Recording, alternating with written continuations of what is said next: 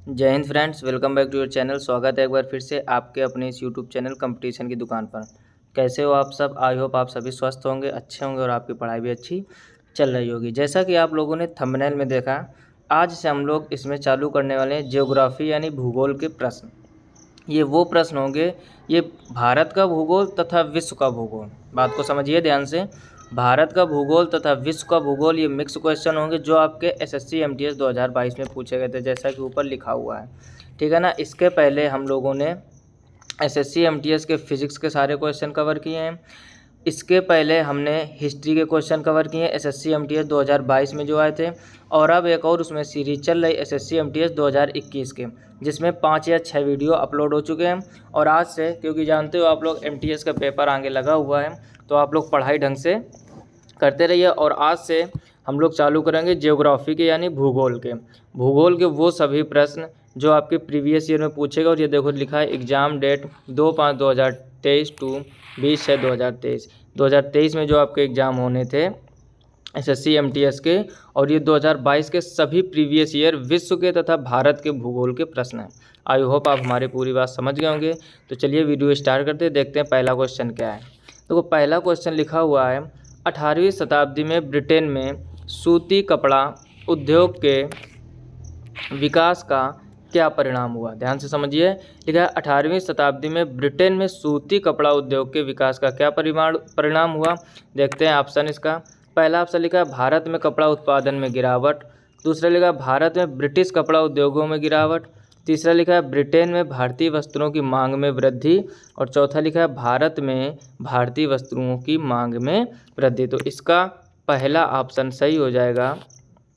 कहने का मतलब भारत में कपड़ा उत्पादन में गिरावट हुआ क्या था, फिर से समझ लीजिए। 18वीं शताब्दी में ब्रिटेन में जो सूती कपड़ा उद्योग के विकास का क्या परिणाम हुआ, तो उसका परिणाम ये हुआ था कि भारत में कपड़ा उत्पादन में गिरावट हुई थी। तो ऑप्शन ए इसका सही हो जाएगा। नेक्स्ट क्वेश्चन देखिए, दूसरा नंबर लिखा है एस्किमोस किस भौगोलिक क्षेत्र से संबंधित है। पहला लिखा है सवाना घास के मैदान।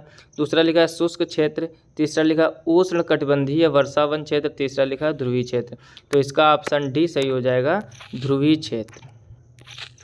ठीक है ना। यानी जो एस्किमो है किस भौगोलिक क्षेत्र से संबंधित, तो एस्किमो आपका ध्रुवीय क्षेत्र से संबंधित है। नेक्स्ट क्वेश्चन देखते हैं, तीसरा नंबर लिखा है किस प्रकार की कृषि में भूमि का उपयोग भोजन व चारे की फसलें उगाने और पशुधन पालन के लिए किया जाता है। फिर से समझ लीजिए। लिखा है किस प्रकार की कृषि में भूमि का उपयोग भोजन व चारे की फसलें उगाने और पशुधन पालन के लिए किया जाता है। पहला ऑप्शन देखते क्या लिखा हुआ है, दुग्ध कृषि। दूसरा लिखा है मिश्रित कृषि। तीसरा लिखा है रोपण कृषि। और चौथा लिखा है वाणिज्यिक कृषि। तो इसका ऑप्शन बी सही हो जाएगा, मिश्रित कृषि। क्योंकि आप यहाँ पर ध्यान से समझिए पॉइंट को। कह रहा है किस प्रकार की कृषि में भूमि का उपयोग भोजन व चारे, तो भोजन व चारे के लिए काफ़ी चीज़ों में प्रयोग किया जाता है, इस वजह से इसमें सही हो जाएगा मिश्रित कृषि।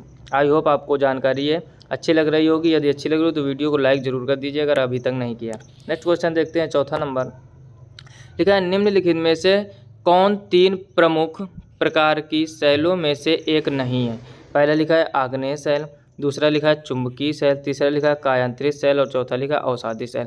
कह रहा है कौन सी शैल नहीं है, तो सब लोग जानते हो। अब आग्नेय शैल को आपने सुना होगा, कायांतरित शैल सुना होगा, अवसादी शैल सुना होगा, लेकिन चुंबकीय शैल आपने नहीं सुना होगा। तो इसका ऑप्शन भी सही हो जाएगा।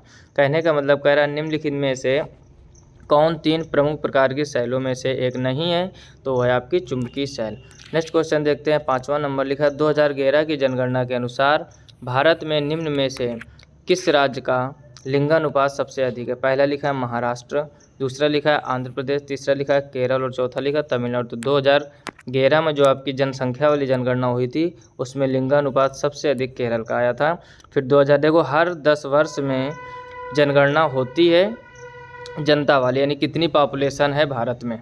तो 2011 में हुई थी। 21 में लॉकडाउन की वजह से, आपको सब लोगों को पता है ना कि कोरोना महामारी आई थी, तो 21 में जनगणना ये नहीं हो पाई थी और ये हर 10 वर्ष में होती। तो 2011 की जो जनगणना थी उसके अनुसार कह रहा वो कौन सा राज्य है जिसमें लिंगानुपात सबसे अधिक है, तो वो था आपका केरल। नेक्स्ट क्वेश्चन देखिए, 6 नंबर लिखा है निम्नलिखित में से कौन सा एक जोवियन ग्रह नहीं है। बृहस्पति लिखा है, बुध लिखा है, नेपच्यून लिखा है और शनि लिखा है। तो इसमें क्वेश्चन पूछा गया, ध्यान से समझो, कह रहा है निम्नलिखित में से कौन सा एक जोवियन ग्रह नहीं, तो वो है आपका बुध, ठीक है, यानी जिसको हम लोग मरकरी बोलते हैं इंग्लिश में। नेक्स्ट क्वेश्चन देखिए, 7वां नंबर लिखा, नवंबर 2022 तक निम्नलिखित में से कौन सा राज्य भारत में, फिर लिखा है कपास का अग्रणी उत्पादक है। कहने का मतलब नवंबर 2022 तक निम्नलिखित में से कौन सा वो राज्य है जो भारत में कपास का अग्रणी उत्पादक है। देखते हैं, पहला लिखा है मध्य प्रदेश, दूसरा लिखा है कर्नाटक, तीसरा लिखा है गुजरात और चौथा लिखा है तेलंगाना। तो इसका ऑप्शन कौन सा सही हो जाएगा, गुजरात, यानी नवंबर 2022 तक गुजरात राज्य भारत में कपास का अग्रणी उत्पादक है। नेक्स्ट क्वेश्चन देखिए, 8 नंबर लिखा है, वर्ष 2011 की जनगणना के अनुसार नई दिल्ली जिले की साक्षरता दर कितनी है। ध्यान से समझिए, कह रहा वर्ष 2011 की जनगणना के अनुसार नई दिल्ली जिले की साक्षरता दर कितनी है। लिखा 88.01%, 54.12%, 64.09% और 98.42%। तो इसका ऑप्शन सही हो जाएगा पहला वाला 88.01%। किसकी है ये, तो नई दिल्ली की। नेक्स्ट क्वेश्चन देखिए, 9 नंबर लिखा है, भारत का क्षेत्रफल विश्व के कुल भौगोलिक क्षेत्रफल का कितने प्रतिशत है। तो सब लोगों को पता है कितना है, 2.4%। देखते हैं इसके ऑप्शन, पहला 5.2% नहीं होगा, दूसरा 4.8% नहीं होगा। नेक्स्ट स्लाइड में इसके ऑप्शन होंगे।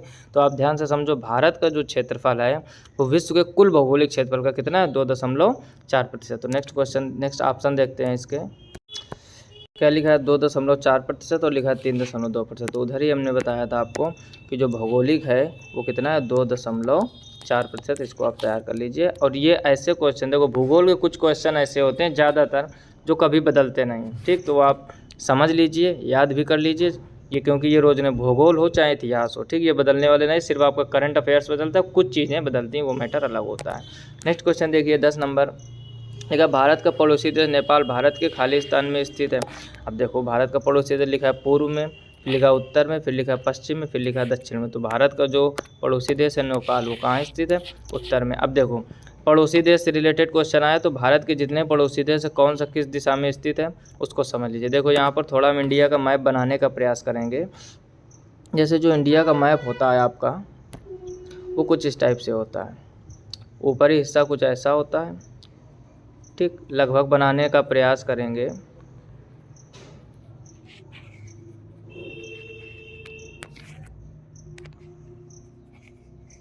ठीक, अप्रॉक्सीमेट बनाने का प्रयास करेंगे, हो सकता है सही भी ना बने, लेकिन थोड़ा चीज़ें समझ में आ जाएंगी आपको।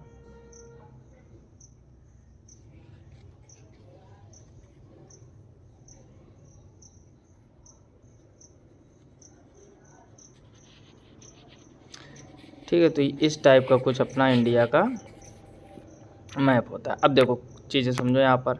अब पूछा गया था भारत का पड़ोसी देश नेपाल भारत के किस दिशा में स्थित है। तो देखो नेपाल जो है आपका वो इतना है, ठीक, इसको क्या कहते हैं हम लोग, नेपाल।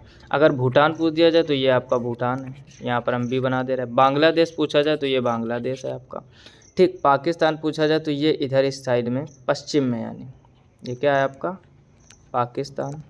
और इसी के जस्ट आगे इस साइड में ये है आपका अफ़गानिस्तान, ये क्या है, ठीक। लगभग बनाने का प्रयास किया, आई होप आप अच्छे से समझ पा रहे होंगे। तो कहने का मतलब ये आपका इंडिया का मैप है जो हमने पिंक कलर से दिखाया है, ये नेपाल हो गया। अब देखो सबसे नीचे को बोलते हैं हम लोग साउथ, इसको बोलते हैं नॉर्थ, और इसको बोलते हैं वेस्ट, और इसको बोलते हैं ईस्ट। तो इधर वाले जितने हैं ई की तरफ वाले, तो ये सभी पूर्वी देश हो जाएंगे, ठीक। जैसे यहाँ पर ये आपका म्यांमार है, ठीक, वर्मा जिसको कहते हैं। इधर आपका पश्चिम में पाकिस्तान हो जाएगा, पश्चिम या उत्तर पश्चिम भी कह सकते हो, उसी के बगल में अफगानिस्तान। तो नेपाल आपका देखो ऊपर की दिशा में है, इसी वजह से इसका आंसर कौन सा सही हुआ था, उत्तर। और नीचे ये आपकी बंगाल की खाड़ी, श्रीलंका है, ये नीचे क्या है, श्रीलंका, और ये है आपकी बंगाल की खाड़ी। ध्यान से समझिए, बंगाल की खाड़ी है, और इसी के श्रीलंका जहाँ ये यस बनाया हमने, इसी के नीचे आपका हिंद महासागर, और ये है आपका अरब सागर। आई होप आप बातों को अच्छे से समझ गए होंगे। यानी पश्चिम में अरब सागर, पूर्व में बंगाल की खाड़ी, और दक्षिण में क्या है, हिंद महासागर, और ऊपर आपका ये चाइना वगैरह, जहाँ ये CMT 2022 लिखा, ठीक, ऊपर ही आपका चाइना। तो ये हैं भारत के कुछ पड़ोसी देश, जिसमें श्रीलंका है, नेपाल है, भूटान है, बांग्लादेश, पाकिस्तान, अफगानिस्तान, म्यांमार यानी वर्मा जिसको कहते हैं। तो आई होप आप पॉइंट को अच्छे से समझ गए होंगे।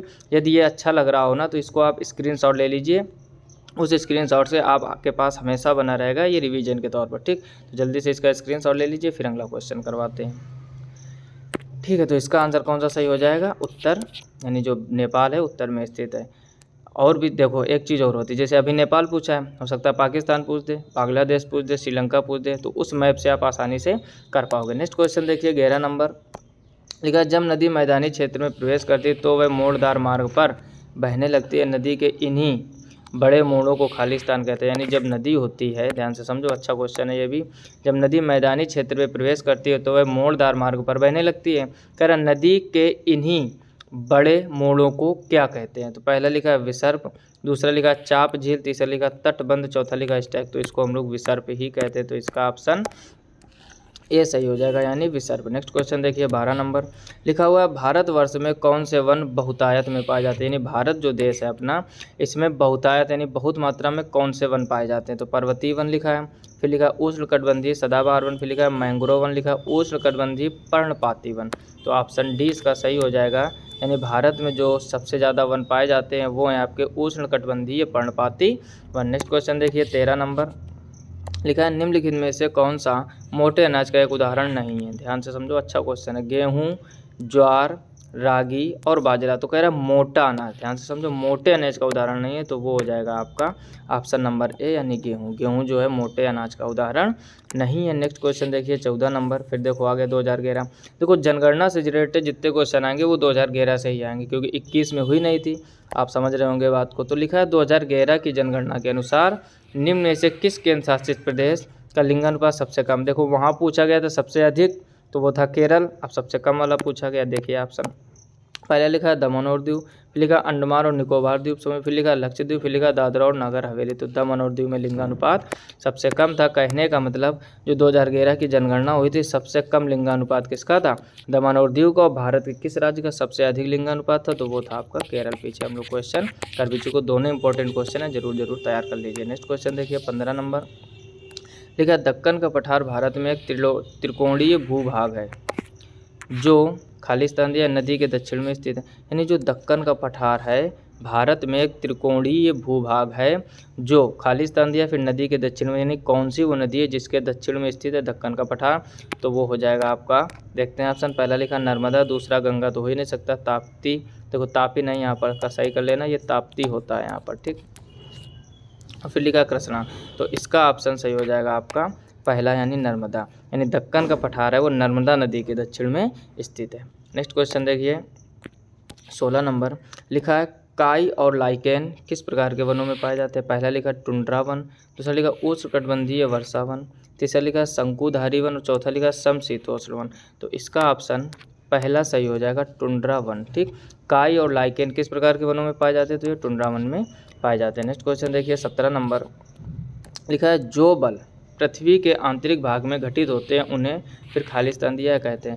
यानी ऐसे कौन से बल हैं जो पृथ्वी के आंतरिक भाग में होते हैं? लिखा है बहिर्जनिक बल, लिखा गुरुत्वाकर्षण बल, फिर लिखा अंतर्जनित बल और घर्षण बल। तो आप नाम से ही समझ जाइए, कह रहा जो बल पृथ्वी के आंतरिक भाग में घटित होते हैं तो उसको अंतर्जनित बल कहते हैं। ठीक, आंतरिक अंतर्जनित ऐसे आप समझ सकते हो। नेक्स्ट क्वेश्चन देखिए 18 नंबर लिखा है, किस नदी को दक्षिण गंगा के नाम से भी जाना जाता है? Very important, Godavari.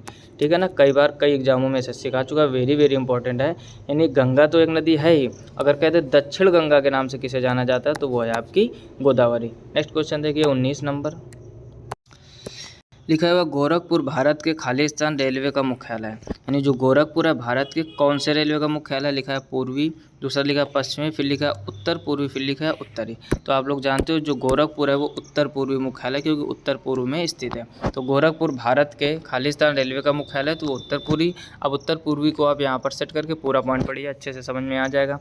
यानी गोरखपुर भारत के उत्तर पूर्वी रेलवे का मुख्यालय। नेक्स्ट क्वेश्चन देखिए 20 नंबर लिखा हुआ है, वर्ष 2011 के, फिर वही आ गया क्वेश्चन जनगणना से रिलेटेड। तो वर्ष 2011 की जनगणना के अनुसार वर्ष 2001 से 11 के बीच किस केंद्र शासित प्रदेश की 10 की जनसंख्या वृद्धि दर सबसे अधिक है? पहले लिखा है दादरा और नगर हवेली, दूसरा लिखा है दिल्ली राष्ट्रीय राजधानी क्षेत्र, फिर लिखा है लक्षद्वीप, फिर लिखा है चंडीगढ़। तो अकॉर्डिंग टू ऑप्शन ए इसका सही हो जाएगा, दादरा और नगर हवेली। कहने का मतलब क्वेश्चन फिर से समझो, कह रहा वर्ष 2011 की जनगणना के अनुसार वर्ष 2001 से 11 के बीच यानी उन 10 वर्षों में किस केंद्र शासित प्रदेश की 10 की जनसंख्या वृद्धि दर सबसे अधिक है? तो वो दादरा और नगर हवेली की। किसका लिंगानुपात सबसे कम है? कमेंट करके कमेंट बताइए आप। अभी ऊपर क्वेश्चन हमने बताया किसका लिंगानुपात सबसे ज़्यादा है, तो वो है केरल का। आई होप आपको ये 20 क्वेश्चन अच्छे से समझ में आ गए होंगे। यदि वीडियो अभी तक लाइक नहीं किया तो लाइक कर दीजिए, अपने दोस्तों में शेयर कर लीजिए। जो लोग भी एसएससी की तैयारी कर रहे हो, आपके एक शेयर से किसी का भला हो जाए, इससे अच्छी बात नहीं हो सकती।